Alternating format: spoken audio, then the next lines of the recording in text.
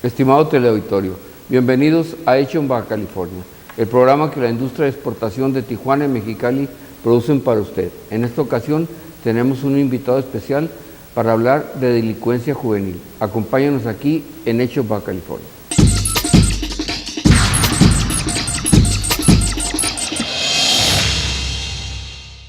Estamos en el segmento de invitados especiales. En esta ocasión nos acompaña Álvaro Castilla Gracia. Él es juez de control en justicia para adolescentes. Álvaro, bienvenido. Gracias, licenciado, a la orden.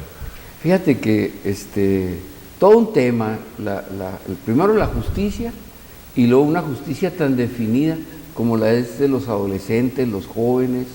Y yo te dijera, primero, es difícil impartir justicia, es difícil decir, la ley dice esto y se aplica, ¿no? Y luego aplicarla a los jóvenes es también, pues aunque sea necesario, también es una vida que le vas a dar otro rumbo fuera de la familia, la vas a meter en otro entorno. ¿Es difícil ser juez? Fíjese que en esta materia es una materia especializada por disposición constitucional. Esto es, para ejercer este cargo se requiere una serie de conocimientos especializados y una preparación específica. El sistema de justicia para adolescentes, aparte de las leyes locales, lo que es la Constitución y la Ley Nacional de Justicia para Adolescentes, pues implica también tener conocimiento de toda la normatividad internacional, que es muy vasta.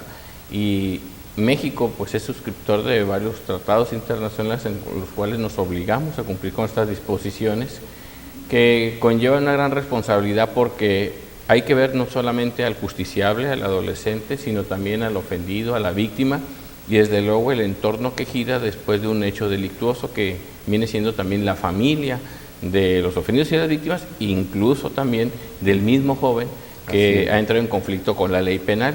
Y desde luego se lo podrán comentar otros jueces o otras autoridades en materia de justicia para adolescentes, pues es difícil cuando se trata de decidir sobre el futuro de un joven, sobre todo cuando uno tiene familia o tiene hijos, y desarraigar a un jovencito que se ha equivocado en el camino por errores que en su momento no pudo enmendar porque no tuvo el apoyo familiar, y desarraigarlo de su familia y enviarlo a un centro de tratamiento en donde va a estar privado de su libertad. Bueno, desde luego es difícil porque el joven realmente tenemos que entender que indirectamente se convierte en una víctima tanto de la familia que no lo supo guiar, atender, como del mismo Estado que no tuvo en su momento todas las herramientas para brindarle a ese joven la oportunidad de no ser un delincuente. Ok. Hay tratados internacionales que regulan esto y México de alguna manera adopta una posición similar y dice, bueno, vámonos por las leyes en común. Yo te dijera, dentro de estos tratados internacionales, dinos cuáles son los más importantes que México ha firmado y desde cuándo estamos en ello. Mire, la Convención de los Derechos del Niño es la que rige realmente la legislación internacional. Nosotros traíamos un atraso de alrededor de 20 años en poder establecer el marco normativo. La reforma al artículo 18 constitucional en 2005 vino a traer como consecuencia la creación del sistema especializado, porque no sé si la gente recordará que antes existían los consejos tutelares y se les llamaba menores infractores. Sin embargo, los jóvenes que cometen una conducta contraria al Código Penal y a otras leyes que contemplan delitos, bueno, ya es reconocido que son delincuentes juveniles y que se les da un tratamiento, si bien es cierto, diferenciado al de los adultos. El marco normativo que se creó a partir de la reforma de diciembre del 2005 y que en Baja California desde el año 2007 se aplica el enjuiciamiento y un enjuiciamiento oral en base al sistema acusatorio, pues trae como consecuencia una gran revolución en este sistema en donde nos adecuamos al principio del debido proceso. Esto es que, si bien es cierto, entre los consejos tutelares era solamente el poder ejecutivo el que conocía de los casos donde se involucraban jóvenes delincuentes a través de un consejo tutelar que pertenecían al mismo ejecutivo y donde estaba ahí el consejero que juzgaba, el que defendía y el que tomaba una decisión final, pues tenemos nosotros ahora un juzgado en donde hay un juez dependiente del Poder Judicial y el Ministerio Público a través de la Procuraduría acusa, y el defensor, ya sea particular o a través de la Defensoría Pública, es el que defiende. Es lo que llamamos el debido proceso, que antes no existía. Y entonces, a partir de que nosotros somos suscriptores desde el año 1985 de todas estas legislación internacional que nos obliga al debido proceso, a que una persona en conflicto con la ley penal tenga una defensa efectiva, que esté separado del órgano que acusa, y desde luego hay un órgano en medio de los dos de las partes, que sea el juez dependiente del Poder Judicial, pues obliga a que las cosas se hagan como indica y que es muy similar a la de los adultos. Sin embargo, como es un momento diferenciado. ¿Por qué diferenciado? En primer lugar, partimos del principio que a los adolescentes no se les aplican penas o castigos. Al delincuente va a una penitenciaría a sufrir una pena, un castigo. Ahora se llaman centros de reinserción. Sin embargo, va a encerrársele y a que esté ahí encerrado. Pero al adolescente se aplica un tratamiento de reinserción personalizado, que implica que desde las 6 de la mañana hasta las 7 de la tarde tendrá un cuerpo técnico interdisciplinario que está verificando que avance en valores morales, en educación, en tratamiento psicológico, en terapia de padres, en ayuda de terapia de grupo, para efecto, repito, que se integre a la sociedad y que es personalizado, pues, repito, porque se hace un programa para que él siga. El delincuente adulto pues está en la cárcel y puede estar ahí sin hacer absolutamente nada y el Estado no lo puede obligar. A los adolescentes sí, porque están en un sistema en donde se está dando un tratamiento. Realmente los queremos readaptar, ¿no? Sería la situación. Pero mi pregunta, yo te dijera, cuando yo sé que tienes años en esto, conoces muy bien la materia, es tu materia, yo te dijera, ¿cuáles son los delitos más comunes que te toca atender y que prácticamente podríamos irnos de los más severos a los más light, o sea, a los más tranquilos? ¿Qué es lo que más frecuentemente tiene problemas nuestros adolescentes? Mire, el índice y los rubros en los que gira el trabajo especializado en el juzgado a mi cargo, en primer lugar, los robos en todas sus modalidades: robo a casa habitación, robo a tiendas de conveniencia, robo a transeúnte, robo de vehículo. Es lo más común. Enseguida tenemos narcomenudeo. Una gran cantidad de jóvenes se dedican al expendio, a la compra, a la venta, al comercio de estupefacientes, drogas, psicotrópicos, todo aquello prohibido por la Ley General de Salud que no puede comerciarse en sustancias prohibidas. En tercer lugar tenemos, desafortunadamente, los delitos sexuales. Es una gran incidencia de jóvenes que se involucran en violación equiparada, violación impropia, y que lamentablemente cuyas víctimas son otros menores, porque los delitos sexuales son actos de dominio en donde se establece una acción en contra de alguien que se puede dominar. Y repito, un joven que comete un delito de esta naturaleza, que tiene 14 años, su víctima va a ser un niño de entre 3 y 6 años. Y enseguida tenemos los delitos de lesiones por pleitos frecuentemente entre pandillas antagónicas. Y en quinto lugar, homicidios, la privación de la vida en agravio de otros jóvenes también por cuestiones de pandillas. Ok, empezaríamos por los robos. Yo te dijera, debe haber un motivo central. Yo me imagino que es un problema económico, debe haber un problema, a lo mejor es más fácil robar solos, robar acompañados, tener un grupo de gente que les compra lo robado. Es decir, hay todo un círculo. Y yo te dije, ¿cuándo empiezan a robar? Es decir, de la edad, como hablaríamos ahorita de la droga, que vamos a tocar el punto, ¿a qué edad empiezan a robar los jóvenes? No tenemos conocimiento que muchos jóvenes empiezan desde los 12 años. Y como bien lo dice el licenciado, es una serie de factores que influyen para que se lleven a cabo estos delitos.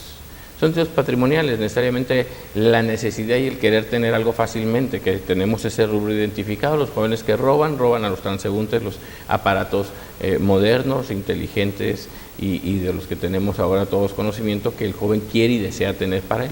Pero tenemos los jóvenes que son utilizados como instrumentos comisivos, aquellos que las bandas de asaltantes, de ladrones hacia las casas, por ejemplo, los utilizan para introducirse a las mismas, y por eso cuando en una casa se introducen por una ventana de baño aquellos jovencitos y los investigadores logran captar huellas dactilares, pues no van a encontrar un registro alguno porque son menores de edad los que lo cometieron y no se encontrará un registro de esas huellas dactilares. Entonces, eso es uno de los robos. También el tercero es robo de vehículos. Los jóvenes también son utilizados como instrumentos comisivos, son capacitados, de alguna manera para decirlo, para Pero ahí robar entran, vehículos. pertenecen a un grupo Sí, que sí, está sí. arriba de ellos, ya Sí, no sí, es sí. el robo impulsivo que podría ser el robo de habitación. Exactamente. O sea, aquí hay un poco más organizado, ¿no? Exactamente, por eso le decía hace un momento que, bueno, aquel que no tiene y quiere tener de la manera más fácil, pues roba este tipo de objetos, y es el, por ejemplo, el que decimos robo a transeúnte o a la persona que va caminando, que le quitan el celular, que le quitan el dispositivo.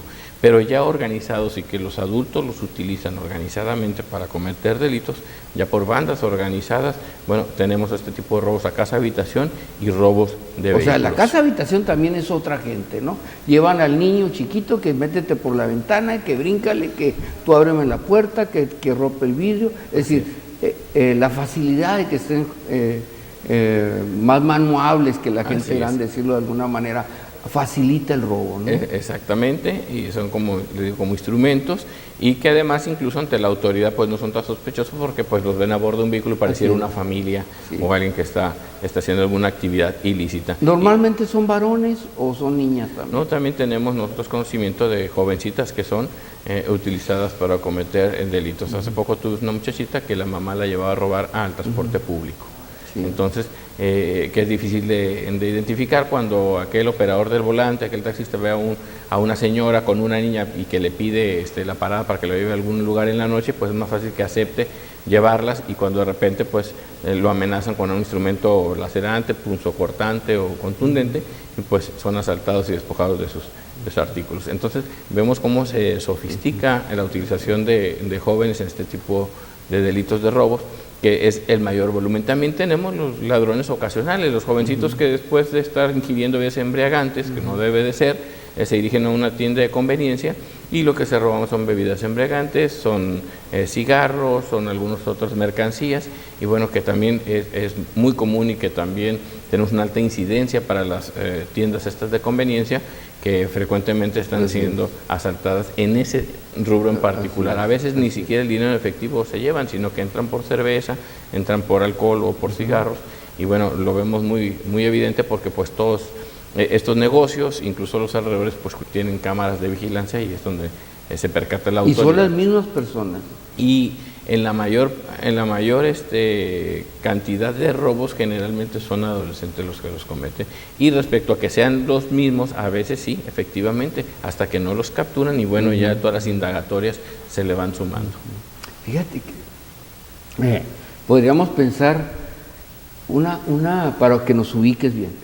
Yo te dijera, ¿hasta dónde la ley los considera niño y qué tratamiento tiene el niño? ¿Me entiendes? O sea, porque pues no es lo mismo el de 6 o 7 años, que también puede ser una diablura grande, por decirlo de alguna manera, a lo mejor sin ningún sentido todavía de lo que es la vida, que el adolescente, que tiene otras cosas que ya hablábamos ahorita, o nos tocaba el tema, que pues entra el despertar, lo sexual, y entran otras cosas también que son apremiantes, y sin una buena educación, si con educación es difícil, sin educación es más difícil, ¿no? Yo te dijera, ubícanos por edades, y hasta dónde la ley dice, bueno, todavía es un adolescente, no podemos juzgarlo como un adulto. Danos edades. Bueno, mire, de acuerdo a la convención, como le decía yo, la Convención de los Derechos de los Niños, se conoce en el artículo primero y se establece la definición de que se conoce o se le llama niño a todo menor de 18 años. Así, todo menor. Lo manejan así en forma internacional, ¿verdad? Bien sabemos que en México no. En México tenemos desde luego los lactantes, los infantes, ¿verdad? Los preadolescentes, los adolescentes y los adultos jóvenes. Las personas menores de 12 años quedan a cargo solamente del sistema de asistencia social. Ellos no gozan de impunidad, sino de inmunidad. El sistema penal, en cuanto a justicia para adolescentes, no interfiere en las conductas para juzgarlas. O sea, sino si que lo dices en otras palabras, van a asistencia. Sí, ellos van a asistencia social, al DIF, a los albergues, exactamente, a ver si una omisión de cuidado por parte de los padres. Aunque sea un delito grave. ¿Qué responsabilidades pueden tener? Aunque sea un delito grave inclusive. Puede ser el homicidio, que es lo más grave. Pero están exentos de la aplicación de la ley. De 12 años hacia antes de los 18, la ley especial para adolescentes ya conoce esos casos, pero si tienen entre 12 años y menos de 14, no podrán ser privados de su libertad. Sí, todavía en ese rubro son solamente puestos a disposición, sí, de la autoridad judicial, pero para efecto de establecer medidas cautelares de cuidado, de custodia, por parte de organismos especializados, pero no en internamiento.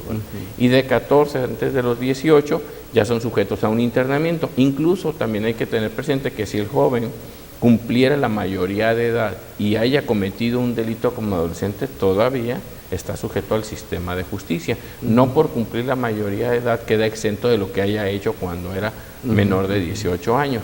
Entonces, esto sí hay que tenerlo en presente, porque muchos jóvenes, a veces que son presentados al juzgado por una orden de detención que se giró, dicen, oiga, pero eso yo lo hice cuando era menor de edad y ya soy adulto. O sea, no son abogados y traen la idea de que, bueno, ya quedé exento, ya se lavaron mis culpas. Y esto no es así, ¿verdad? Incluso también cuando están internos y cumplen la mayoría de edad, no por cumplir la mayoría de edad pasan al centro de reinserción social o quedan libres, como antes ocurría, había esa laguna. No, ahora la ley dispone, cumpliendo la mayoría de edad, pasan a un apartado especial para adultos. Pero deben de seguir cumpliendo con un internamiento en caso de que se trate de un delito grave. Entonces, y por la situación que usted dijo, el juez debe de valorar las condiciones de la edad del joven cuando comete la conducta, qué tipo de conducta es y cuál es su entorno que lo llevó a cometer una conducta delictuosa. Eso es en base al principio de interés superior del adolescente. Y como decía, es un sistema diferenciado porque en este sistema de justicia para el adolescente operan principios que no operan como sustento para los adultos. Nosotros tenemos el principio de mínima intervención, de flexibilidad, de interés superior del adolescente, para que nos llevan a, antes que todo, analizar si la situación que llevó a ese joven a cometer una conducta delictuosa se salió de las facultades que él tenía, físicas, psicológicas, intelectuales, para evitar esa conducta. Esto es, si siempre se le enseñó a comer con las manos, pues difícilmente va a utilizar cubiertos. O sea, el entorno social, ¿verdad?, en donde él creció, en un ambiente criminógeno donde siempre el delito es lo más común y normal. Para nosotros es normal levantarnos e irnos a trabajar en la mañana y hacer actividades lícitas. Para ellos, cuando usted platica con un joven que viene de un entorno delincuente, es muy normal levantarse y andar buscando dónde se va a ir a robar, porque es su vida y los que estamos mal somos los demás, ¿verdad? Entonces, eso lo tiene que analizar el juzgador a fin de que el reproche que vaya a hacer socialmente conforme un tratamiento personalizado, porque realmente es un reproche del Estado, se les aplica una medida en donde se va a privar de la libertad, que llámele como le llame, va a estar encerrado, ¿sí? Y no se puede ir cuando quiera ni se va a desplazar de un lugar a otro. Entonces realmente, formalmente, ¿verdad?, es una privación que lleva implícito un castigo. Que lleva otro claro, nombre, ¿no? ¿verdad?, que jurídicamente dijéramos tratamiento en internamiento. Pero en realidad estás en la cárcel encerrado. ¿Por qué? Porque es un lugar carcelario, con vigilancia, y no dispones de hacer lo que tú quieras hacer. Ahora, normalmente los entornos de las personas y la formación de la persona es muy importante, ¿no? Yo te dijera, en las últimas épocas, dame una referencia 3, 4 años para atrás, esto ha avanzado. Tenemos más delincuencia juvenil, o se mantiene, o ha crecido en los jóvenes, o, como dijiste ahorita, bueno, si es el robo, vienen las drogas atrás de ellos, viene una delincuencia más organizada, porque yo veo, o me ha tocado ver, por decirte algo,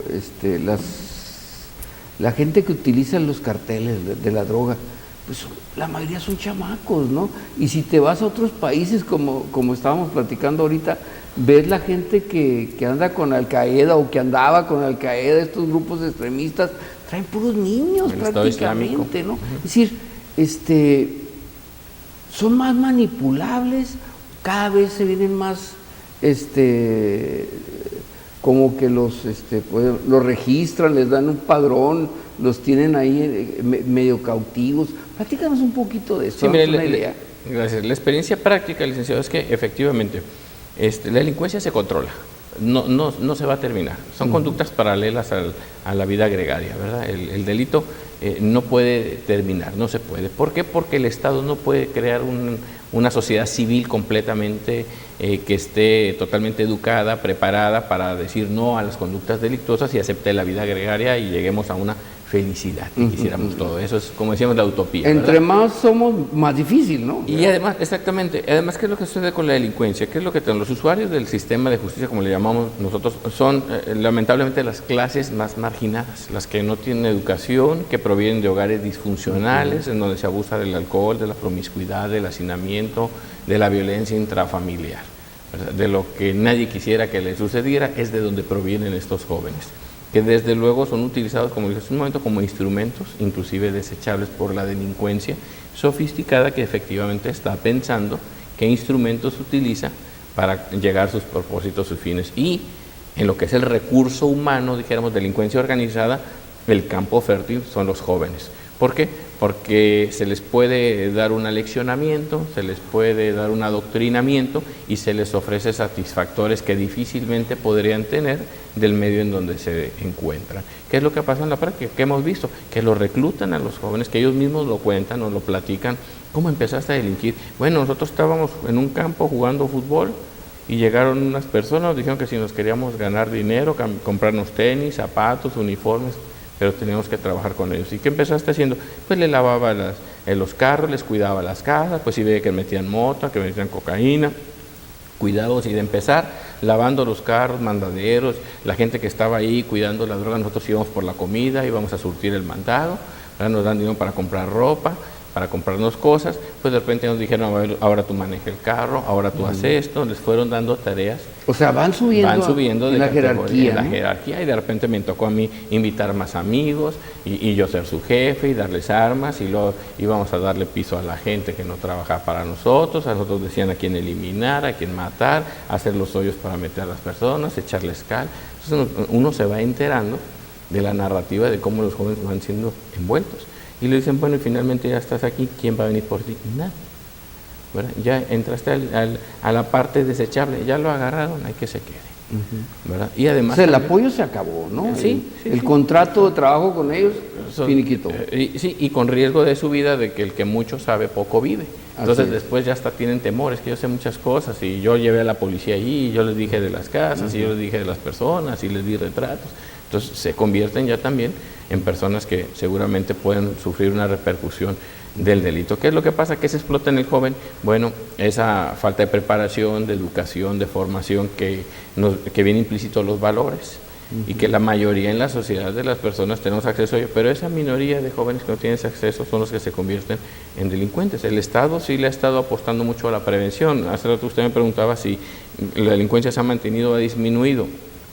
Al menos en Baja California y al menos en Mexicali se ha trabajado mucho en la prevención, ¿verdad? Los tres órdenes de gobierno tenemos mucha conjunción, trabajamos de la mano en este aspecto, y en momentos logramos disminuirla, en otros momentos no aumenta en materia de adolescentes. La mantenemos hasta cierto punto con cierto control, ¿verdad? Y cómo, a través, desde luego, de seguimiento a los programas de prevención del delito, de la escolarización, de la educación, de la habituación de drogas, que el centro de tratamiento funcione. Y claro, tenemos nosotros formas de establecer o de medir, unidades de medición, si se ha estado dando una reincidencia de jóvenes, si se ha estado operando adecuadamente los programas de prevención, que antes no existían. Dice usted un lapso de tiempo de hace 5 años. Bueno, hace 5 años, hace 10 años no existía una dirección de prevención del delito en la Procuraduría. Yo trabajé en la Procuraduría y nos decían los procuradores, es que nosotros trabajamos cuando el delito ya se dio. Y era normal, porque efectivamente la función de la Procuraduría es investigar delitos. Pero ahora no, ahora sí que prevenir el delito es tarea de todos. Entonces hay una dirección de prevención del delito de menores en riesgo delictivo, o sea, especializada para adolescentes, que está trabajando y que tiene un director a nivel estatal.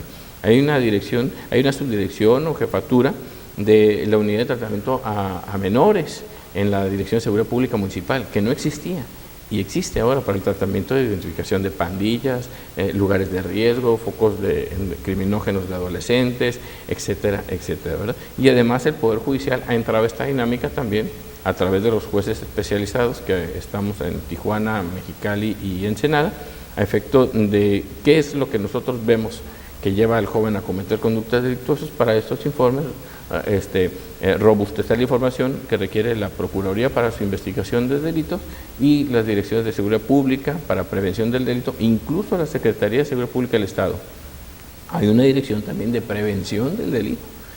que obtiene información de los C4, de la Policía Estatal Preventiva y de todo lo que es la estructura policial para efecto de esa base de datos que también se robustece con información que otorgamos nosotros los juzgadores y atacar los focos de criminógenos que existan en materia de justicia para adolescentes, como son la formación de patronatos para evitar pandillas, actividades para los jóvenes, áreas recreativas, lugares de oportunidades para su desenvolvimiento, mayor vigilancia, el entorno social, desde la prevención general hasta la especial, ¿verdad?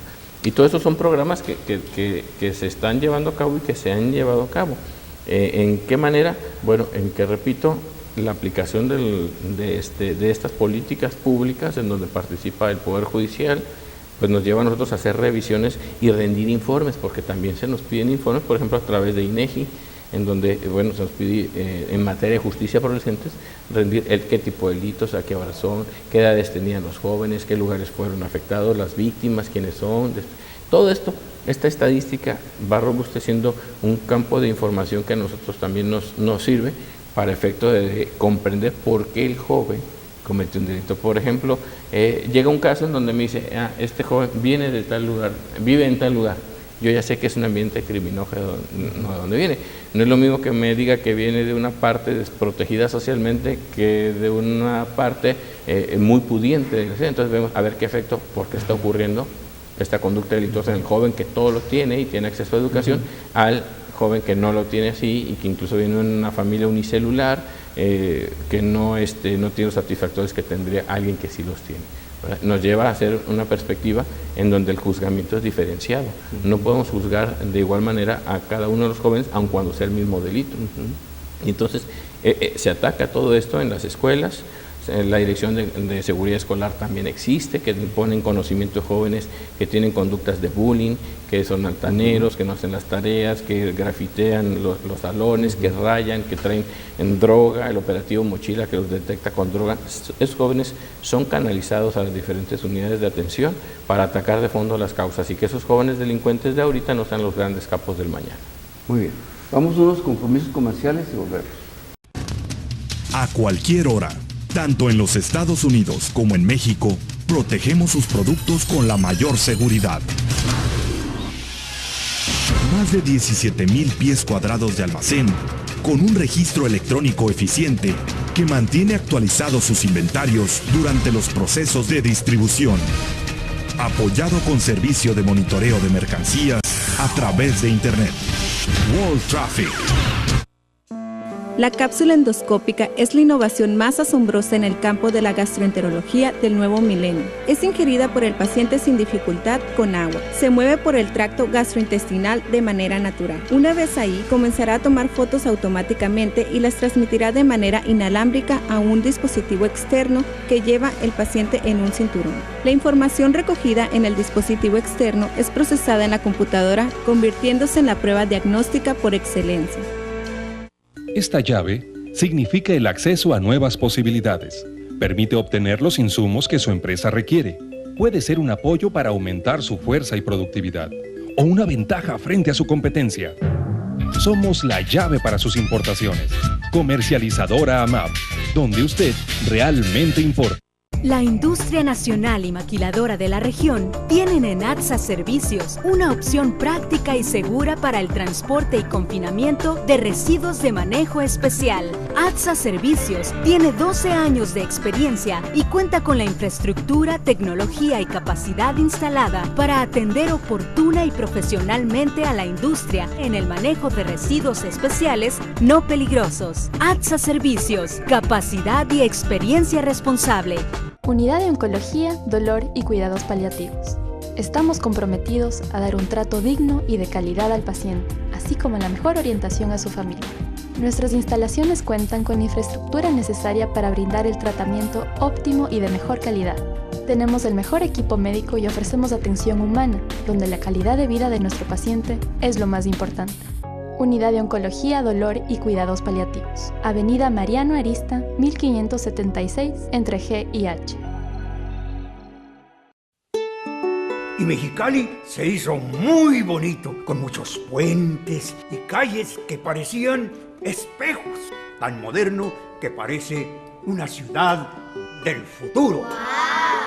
Y todo gracias a que los ciudadanos aceptaron pagar más por los servicios e impuestos para vivir muy felices. Somos niños, no tontos. No te preocupes, solo es un cuento. Basta de cuentos. Muestren las cuentas. Estamos platicando con Álvaro Castilla Gracia, él es juez de control en justicia para adolescentes. Bueno, todo un tema los jóvenes. Es un tema muy vasto, licenciado, porque debemos de partir de la prevención. Nosotros ahora sí que somos el último recurso. Muchas veces en las pláticas, cuando nos preguntan cuántos casos atendemos al año, y decimos, bueno, por ejemplo, el juzgado a mi cargo el año pasado llevamos 197, a lo mejor dicen, qué poquitos. Bueno, quisiéramos que fueran los menos, somos como la Cruz Roja, ahí estamos, esperemos que no nos Pero ocupen. 197 sí son muchos, ¿no? Porque si quitamos sábados y domingos, y si quitamos días festivos, y si, ¿me entiendes? O sea, en el 2007 recibimos 800 casos. Fíjate. 830. Sí. En el juzgado, en mi cargo. Juzgado.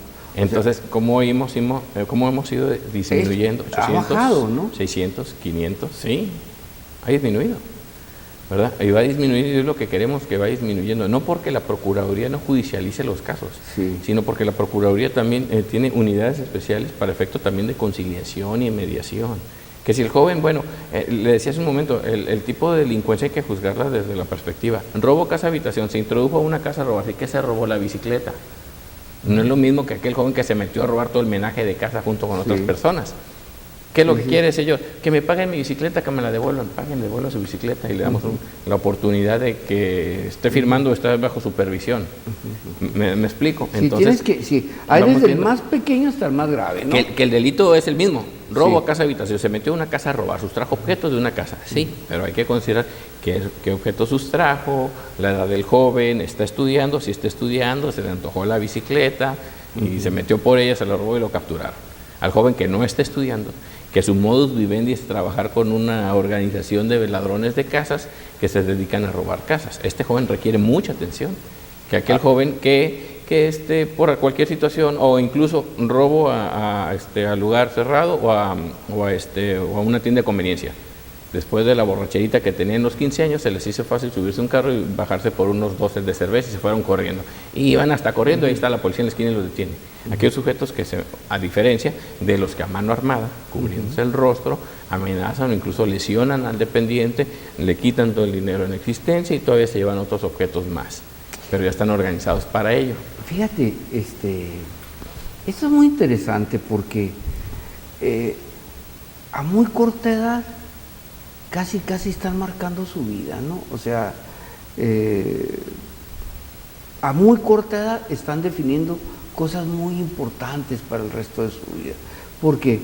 Porque socialmente, en el entorno donde los vas a juzgar y donde van a llegar a ese reformatorio o a esa casa de tratamiento donde van a caer, pues prácticamente los que están ahí pues están en unas situaciones que pueden ser mucho peores que las suyas, o él puede ser el peor de todos los que está ahí.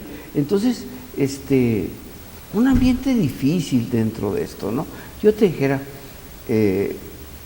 ¿cuántos son los que se logran readaptar y que dices tú, al final del día salen y logran estudiar o logran enderezarse o se ponen a trabajar dentro de algún oficio o algo que pudieron haber logrado? Danos unos estándares aquí para que nos digas cómo andamos. Sí, mire, afortunadamente la reincidencia ha disminuido. Tenemos un alrededor de un 8% en reincidencia. ¿En qué lo basamos? Muy bajo, ¿no? Muy bajo, porque ¿qué es lo que queremos? Claro, hay una cifra que criminológicamente se llama cifra negra, que usted ha escuchado de ella seguramente, licenciado, en donde nosotros no podríamos tener exactamente quienes han vuelto, dijéramos, a caer. Porque después de que cumplen la mayoría, si cometen un delito ya son juzgados por el sistema de adultos. Y a veces de esa información sí es fuera del Estado, porque muchos de ellos, bueno, se van del Estado y se van a otras partes y a lo mejor nos enteramos después de que o fueron abatidos, fueron privados de su vida o están otra vez capturados y cumpliendo alguna sentencia, porque resulta que aquel Estado no se encuentran o piden informes a la Procuraduría sobre esa persona porque ya la abatieron o la mataron o la ejecutaron, o piden informes si había estado detenido anteriormente, porque pues se ha cambiado de nombre y si hay alguna ficha sinaléptica de él, me explico, nos enteramos accesoriamente. Pero de las personas que mientras están bajo supervisión del Estado, porque incluso pueden obtener su libertad y tener un supervisor que está verificando qué es lo que está haciendo el joven, que los tenemos, son dependientes de la Secretaría de Seguridad Pública del Estado. Y ahí nos enteramos, bueno, si el joven vuelve a cometer una conducta delictuosa, ¿no? Y afortunadamente hemos visto que precisamente en la condición de joven y de persona en estado de desarrollo, entienden o se van formando ya con una educación donde tuvieron una experiencia muy amarga que los lleva a evitar cometer una conducta delictuosa. Y le digo que afortunadamente porque es como a un sobrino o a un hijo. Le das un manazo y le dices, no lo vuelva a hacer, y lo entiendes y ya no lo vuelva a hacer. ¿Verdad? Le sirve de escarmiento, dijéramos que a veces la finalidad de la pena es dar se cumplió. Entonces, incluso cuando van a pedir un beneficio, yo les digo, ¿te dan de comer 3 veces al día? Sí. ¿Juegas algún partido? Sí. ¿Tienes escuela? Sí. ¿Por qué te quieres ir? No, es que yo quiero irme en la libertad, quiero estar en libertad. ¿Y te gustaría volver ahí? No, nunca, jamás. Y aun cuando los traten bien y haya derechos humanos que están supervisando los centros y tengan acceso a doctores, a medicina, psicología, lo que se necesite, es un lugar carcelario. No se lo va a quitar nadie. Dijéramos, dice el dicho, ¿verdad? Aunque la jaula sea de oro, ¿verdad? Es una jaula. Entonces, así es, y los jóvenes se quieren ir. Y dicen, bueno, ya no me voy a portar mal, y se les advierte, si tú vuelves a cometer una conducta delictuosa no va a haber indulgencia. Una oportunidad se les puede otorgar, ya 2. Y como adulto, pues desde luego te van a aplicar una pena y sí de prisión más grande. Entonces creo que este nivel de baja incidencia se debe también a programas de tratamiento personalizado que se les imparte en los centros, a los supervisores que están al pendiente qué es lo que están haciendo los jóvenes. El Estado, les digo, le ha aportado mucho y falta más, falta mucho por hacer. Eso, ahorita estamos cortos, dijéramos, traemos un proyecto a 3 años todavía de crecer más. Así es. Pero el dinero no alcanza, lamentablemente en ninguna parte y ningún gobierno, por más que estiren la cobija, a veces adolescentes, pues sí, a veces dicen, no, pues es que, pues ¿para qué quieres tanto si son muy poquitos los que cometen delitos? Pues sí, pero es un esfuerzo que se ha hecho. Así es. ¿Verdad? A lo mejor si dijéramos, tenemos una delincuencia avasalladora de jóvenes, llamaría la atención, que es lo que no queremos. Los ejemplos de Brasil, los ejemplos de Colombia, con los jóvenes sicarios, con los jóvenes traficantes, narcotraficantes, que cuando empieza exponencialmente a subir esto, es cuando a ustedes les llama la atención. Y cuando empieza a haber decomisos de jóvenes que están custodiando cantidades de drogas, de las llamadas duras, que en el retén, por ejemplo, detienen 15, 40 kilos de cocaína que traía un joven, dicen, llama la atención y prende los focos de todos. ¿Verdad? Dicen, ¿cómo este joven trae tanta cantidad de drogas? ¿Dónde estaba la demás? ¿Quién lo acompañaba? O jovencitas que están detenidas con varias libras de cristal, ¿verdad? Intentando cruzar los retenes, o que incluso han cruzado a Estados Unidos jóvenes menores de edad, con carros arreglados con droga también. Todo eso llama la atención y se nos pide a nosotros información. Hemos tenido jóvenes que son sorprendidos, se dan a la fuga y ingresan a México de nuevo con el cargamento. Hubo un caso de un muchacho que traía 800 kilos de marihuana. Entonces, y es remitido al juzgado por introducción al país de marihuana. O sea, era nuestra misma producto, dijéramos, nacional, pero al ser sorprendido, los policías al perseguirlo se dan cuenta que es un menor de edad. Y pues no le disparan pues por no matarlo, yo creo, ¿no? Pero logra cruzar hasta la garita y ahí truenan sus llantas, ¿verdad? Y entonces PGR dice, no, pues introdujo al país droga, y así es remitido y así es juzgado y así es tratado, pero vemos entonces el fenómeno, ¿verdad? Y aquí caben varias preguntas. ¿Qué pasa con el que te extraditan y lo mandan a México porque sus papeles no dan y es un delincuente, pero es un chamaco también? O sea, ¿qué pasa con ellos? ¿Cuál es su rumbo ahí? Bueno, hay convenios sobre traslado e intercambio de personas que ya hayan sido sentenciadas. Tenemos nosotros también que diferenciar esto y también de jóvenes que son buscados. Hay una orden de detención que también es otra situación y que se llevan a cabo. Acabamos de tener un caso, un muchacho por homicidio estaba siendo buscado y fue detenido en Yuma, por ejemplo, ¿verdad? Ya tenía tiempo que se estaba buscando y a lo mejor se confió, pues ya no pasó nada, pero pues la policía sigue en investigación y llegan, y cuando son capturados son entonces, como dice usted, extraditados después de un procedimiento y ya juzgados en el juzgado donde se está requiriendo. Pero los que están cumpliendo alguna medida generalmente la concluyen antes, ¿verdad? No hemos tenido todavía un caso, pero sí está previsto en la ley de que alguien que haya sido sentenciado, por ejemplo, en San Diego, venga a compurgar su medida en México, que esto podría ser y es factible, está previsto. No hemos tenido esos casos. Lo que sí tenemos casos por nuestras cercanías de los jóvenes que se sustraen de la justicia, que muchos de ellos tienen la doble nacionalidad y que son y que ingresan a Estados Unidos. Pero aún así, precisamente, Estados Unidos los entrega para que sean juzgados por la justicia mexicana. ¿Por qué? Porque además nuestras leyes, como se basan en un marco internacional, en materia de adolescentes no hay ningún conflicto en que si se les va a aplicar la pena de muerte o que si la cadena perpetua o mucho menos, ¿verdad? Ahí sí tenemos una uniformidad de todos los países, la mayoría de los países, salvo algunos del occidente, como seguramente el Estado Islámico, pero tenemos esa uniformidad de aplicación del respeto a los derechos inherentes de la persona en desarrollo o menores de edad. Entonces ahí sí no tenemos problema. Ahora, cuando te integran los expedientes, porque ahora el nuevo sistema pues viene con otras fórmulas de trabajo, donde integras desde la policía municipal, estatal, federal, el ejército, la marina, quien los haya detenido, en un momento integran junto con las autoridades estatales los expedientes para que en un momento ustedes los puedan juzgar. Yo te dijera, ¿qué tan efectivo es el sistema o qué tan deficiente es el sistema?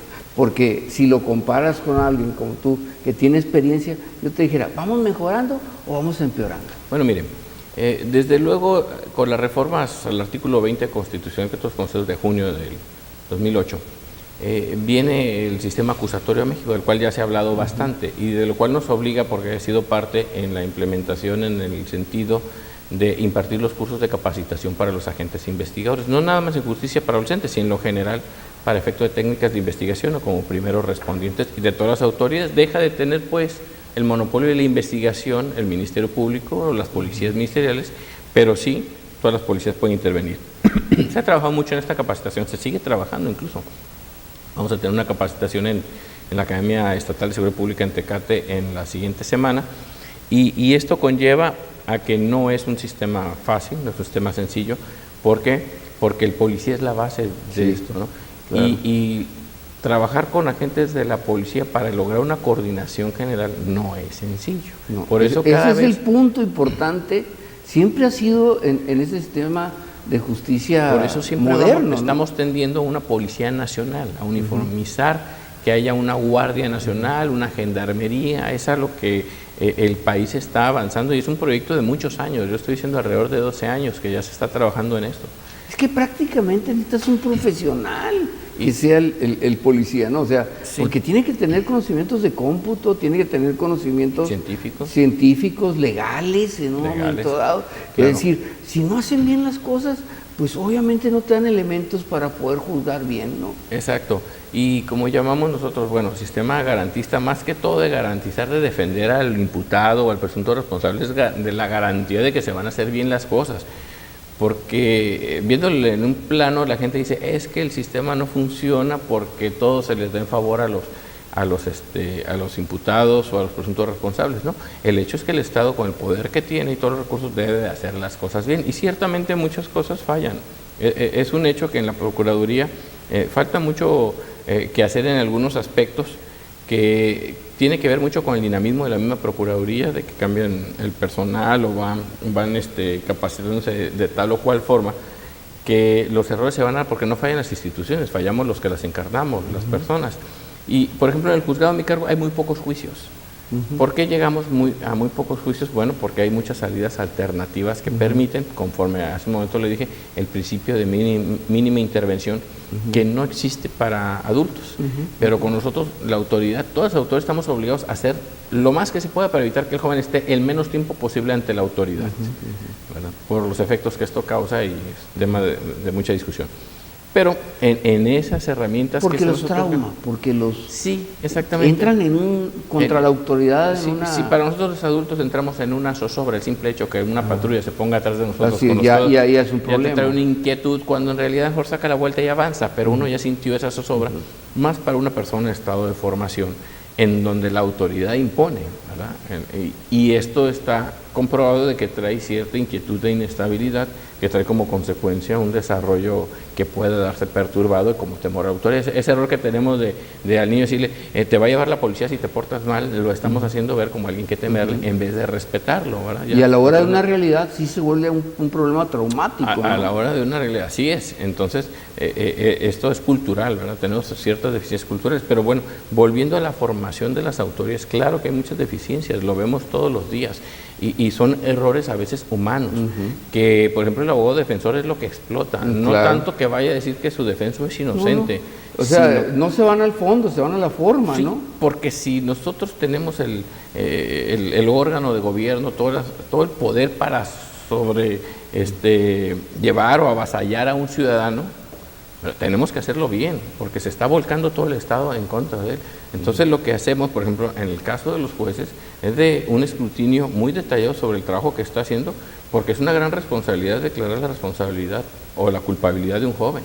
Entonces necesitamos que se hayan agotado todo lo necesario que debe de cumplir la norma para efecto acreditarlo y que no haya esos defectos que nos permitan que haya una duda en favor del joven, para no tener la duda de que estás llevando a una persona que realmente no tuvo la intervención en un hecho delictivo y sentenciándolo, condenándolo. Esos defectos, digo que no son los mismos desde hace muchos años, desde hace 5 años no es lo mismo, a irse ya preparando. Claro, entramos en un sistema en donde México no está preparado y se pide mucho. Así es. En el mismo Sistema Nacional de Justicia para Adolescentes se pide mucho. ¿Por qué? Porque precisamente estamos nosotros obteniendo o cumpliendo con obligaciones internacionales, en donde muchos países tienen muchos recursos, están muy avanzados, la cultura es distinta, el ingreso per cápita es muy distinto a México. Entonces, cuando se nos piden a nosotros, por ejemplo, que ahora la jovencita que esté embarazada e ingresa al sistema, pueda su hijo estar con ella hasta que cumpla 3 años de edad, con la obligación del Estado de proporcionarle todo lo necesario para que ese infante, ¿verdad?, tenga un desarrollo total y adecuado a lo que fuera equiparable a la libertad, realmente se torna difícil, porque si uno dice, bueno, en realidad yo tengo al año unas 3, 4 mujercitas en esas condiciones, toda la infraestructura que me cuesta o que tengo que desarrollar, pues no encuentra los recursos para hacerlo, para poder tener un infante que finalmente también va a estar privado de la libertad. Y muchas situaciones así que se van dando en donde el Estado pues no encuentra los recursos. Y en materia, por ejemplo, en nuestra materia de la especialización es un eje rector.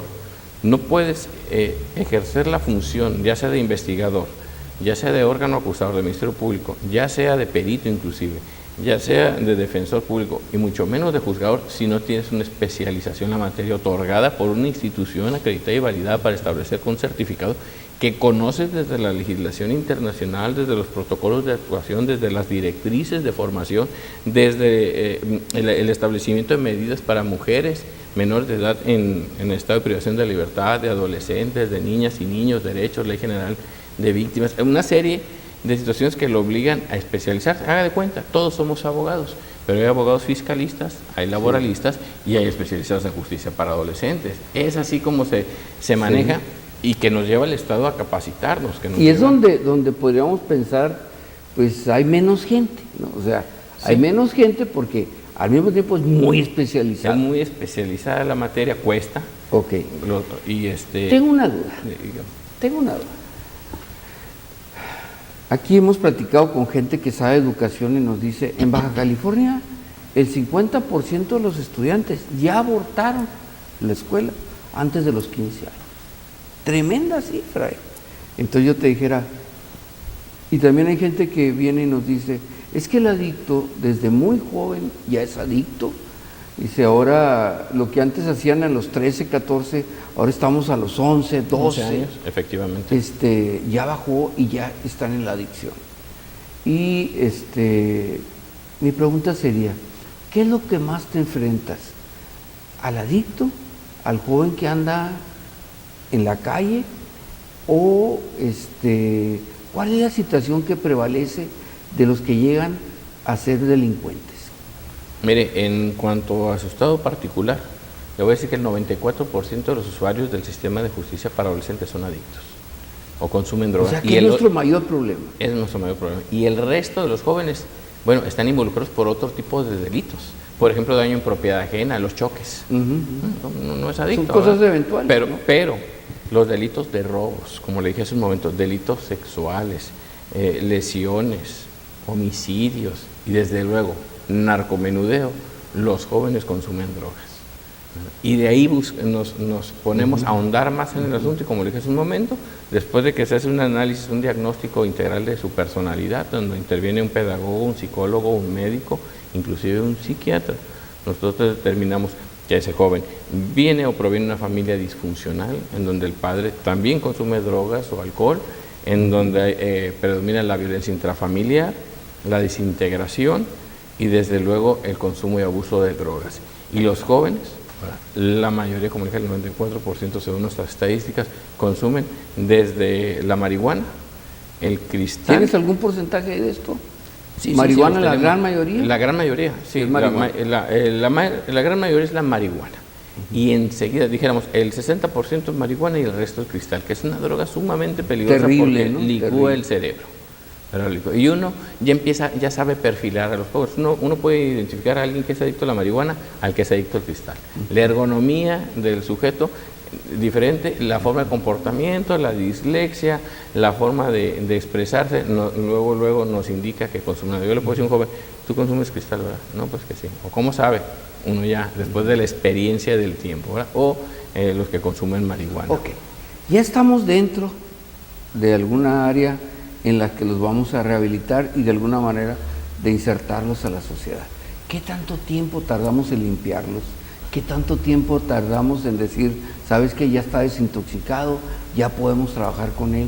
Porque yo me imagino que hay un periodo, no puedes tú cortarle la droga en seco y decir se acabó, ¿no? O sea, debe haber unos médicos, algún psicólogo, psiquiatra que maneja esta situación. Mire, ¿no? hemos tenido casos de incluso jóvenes que ya no es posible, ¿verdad?, lograr deshabituarlos, y aun cuando se les deshabitúe ya necesitan tratamiento psiquiátrico, porque ya fueron perturbados. Sí, ya no es lo físico, ¿no? Ya no es lo físico, sino en su capacidad intelectual, en el cerebro. Usted sabe que pues psicológicamente se les puede normar su comportamiento, pero psiquiátricamente ya tienen perturbaciones mentales. Y van a seguir, o sea, eso que adquirieron, esos problemas van a ser de por vida, ¿no? De por vida. Ya no son irreversibles en algunos casos, y ¿no? tenemos esos casos, en casos graves como en homicidio, en donde el joven ya está diagnosticado como un enfermo psiquiátrico por el abuso de drogas, porque esa es la consecuencia. No proviene de una situación genética de nacimiento, digamos, bueno, ya es inimputable de nacimiento, sino por el abuso de drogas llegó a esa situación psicótica con tratamiento psiquiátrico permanente. ¿Pero qué se hace? Bueno, sí, claro que hay un periodo de deshabituación en donde el joven primero es colocado en un tratamiento de deshabituación a través de incluso, si es necesario, medicamentos especiales que manejan o controlados que manejan los médicos del centro de tratamiento. Siempre hay 2 médicos de guardia, hay psicólogos y hay psiquiatras en el centro de tratamiento que trabajan con el periodo de deshabituación y que ya dependería de la droga que se esté utilizando, para efecto de que estén en capacidad entonces ya de aplicárseles un programa. Mientras tanto están en deshabituación, que puede ser, dependiendo de la droga, de 1 mes, 3 meses, hasta 6 meses, ¿verdad?, dependiendo de la sustancia que estén consumiendo y del tiempo también que la tengan consumiendo, porque su cuerpo, bueno, ya se hizo un fármaco dependiente. Entonces, retirar esa dependencia, esa droga, bueno, dependiendo también de su estado de salud, de su alimentación, etcétera, etcétera. Okay. Y llegan a eso. ¿Intervienen las malas compañías en este asunto? Claro. Generalmente yo le pregunto a un joven cuando empiezan con las drogas que son remitidos al juzgado a mi cargo, como conocemos también de delitos federales, somos competentes de delitos federales, ¿quién te indujo en las drogas? Y la respuesta siempre va a ser la misma, un amigo. Un amigo. Y le digo, por eso estás aquí. Los delitos contra la salud ya se les explica, no es tu salud la que el Estado está viendo que te estás perjudicando, la salud de los demás. Así como a ti te contaminó un amigo, tú, por el hecho de poseer tantas dosis de drogas, te aseguro que si un amigo llega y te dice, dame, le vas a dar. ¿Sí o no? No, pues sí. Dice, no, pues se la vendo. Pues se la vendes o a lo mejor se la regalas, depende de la instrucción que tengas. Pero generalmente, tú fuiste inducido porque alguien te regaló la droga, y eso es lo que llamamos factor de proximidad, que empieza en el núcleo familiar y después en el núcleo escolar. Y como lo dijo usted acertadamente, licenciado, también estamos tocando ese tema. Ahora sí que aproximadamente el 70% de los usuarios del sistema, de quienes llegan al juzgado, tienen la educación secundaria trunca. Sí. Ya terminaron su escuela, ya tienen, no después de 15 años, sí. ya no más que la escuela abierta o telesecundaria, ya la escuela corriente o como matriculado corriente, ya no hay la posibilidad para ellos. La mayoría de los padres, hechos pedazos. La mayoría de los padres, esa es la gran responsabilidad. El joven no nace delincuente, no es un ser delincuente en cuanto sale de la madre, pues del vientre materno. Se va haciendo. Y se va formando como un delincuente por el descuido de los padres, la falta de interés. Muchos factores influyen para que los padres descuiden a sus hijos y que les entre en un estado de permisibilidad. Es sorprendente cómo llegan mamás al juzgado enojadísimas porque su hijo fue detenido a las 3 de la mañana por la policía y ella le da permiso. Entonces, ese es el descuido y se le explica, mire, no es tanto porque el policía los vea como delincuentes, sino que el policía tiene la obligación de prevenir un delito y su hijo también puede ser víctima. Tenemos muchos jóvenes que precisamente son privados de la vida porque se encuentran con un grupo antagónico de pandilleros que los matan, porque son abusados sexualmente, porque inclusive efectivamente el error de investigación existe y fueron detenidos en el momento y lugar equivocado, acaba de haber un robo, un boquetazo y fueron detenidos y lo involucran en el robo. Y después de 3 meses se determina que no tuvo involucramiento, pero ya estuvo 3 meses detenido. ¿Sí me explico? Sí, ¿cómo? Ese factor donde también se victimizan por responsabilidad de los padres. Esto es sumamente importante. El papá que no vigila a sus hijos en la mayoría de las posibilidades. Yo estoy de acuerdo que nadie nace sabiendo ser padre, pero hay muchas instituciones que nos pueden ayudar a pedir ayuda porque no podemos controlar a nuestros hijos. A veces las madres dicen, no, pues es que como es ingobernable, esa palabra ahorita abunda en ellos, es ingobernable y no puedo hacer nada. Claro que puede hacer, y puede hacer muchas cosas, y pedir auxilio también de autoridades especializadas. Y entonces nos lleva a que el muchacho entre esa ingobernabilidad, pues con otros, el factor de proximidad de amigos o amistades negativas, el deseo de obtener las cosas fácilmente sin estudiar ni trabajar, lo lleva a ser un delincuente. Me queda menos de un minuto, Álvaro, pero yo te dijera, ¿qué le dirías a los jóvenes que están en estos asuntos y que no han caído porque de alguna manera han tenido suerte, de alguna manera hay una mano divina que los protege, hay unos padres que los protegen? Yo te dijera, ¿qué le dirías al joven que puede caer en una situación de delincuencia juvenil? Miren, en primer término, que el brazo de la ley es largo y tarde o temprano van a cometer un error y los van a capturar.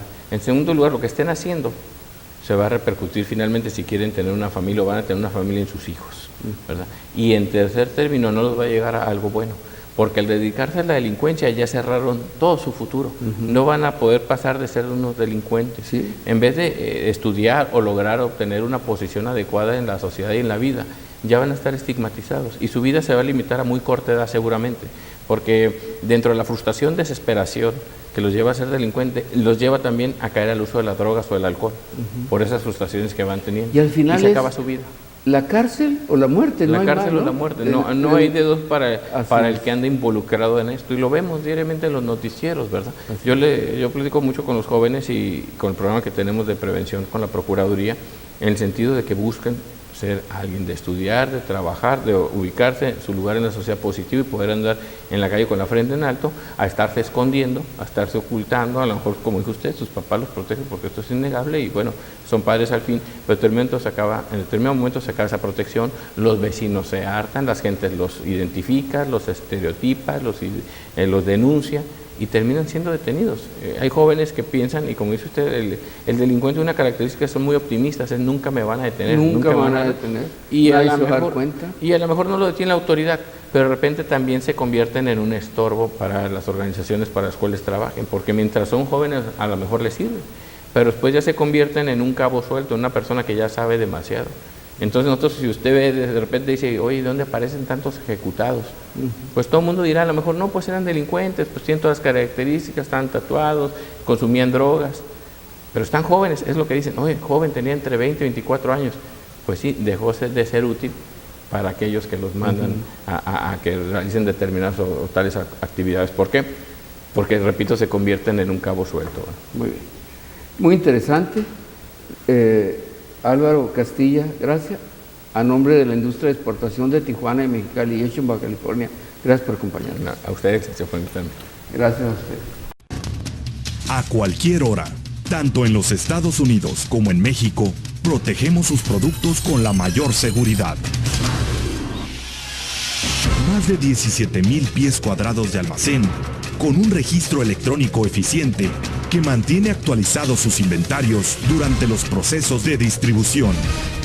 Apoyado con servicio de monitoreo de mercancías a través de Internet. World Traffic. La cápsula endoscópica es la innovación más asombrosa en el campo de la gastroenterología del nuevo milenio. Es ingerida por el paciente sin dificultad con agua. Se mueve por el tracto gastrointestinal de manera natural. Una vez ahí, comenzará a tomar fotos automáticamente y las transmitirá de manera inalámbrica a un dispositivo externo que lleva el paciente en un cinturón.